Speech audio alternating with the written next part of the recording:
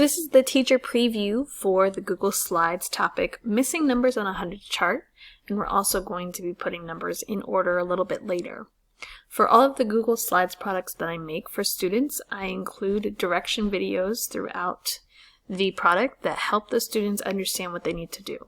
So they just have to click the play button right here, and it will be a video of me manipulating my screen, showing them what they need to do on their screens. So for the first part of this, they're going to be telling me what numbers are missing on the hundreds chart. So you can see there are pictures covering up some numbers on the hundreds chart, and they're going to be typing in what number is hidden under each picture. So the snail would be 25. They're just going to double click and then type in 25.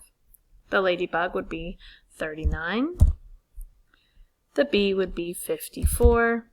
And the butterfly would be 77. I'll show you the rest that also have to do with this topic, and the numbers and pictures just move around, so they're working with many numbers on the hundreds chart.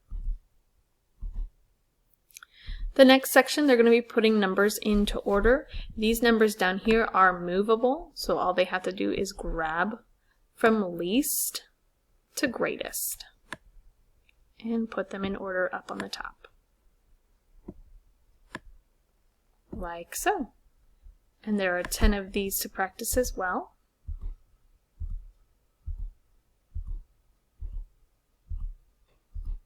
And then at the end there is an answer key for you, so you can print this out on a piece of paper or just have it on a computer screen next to you as you're grading.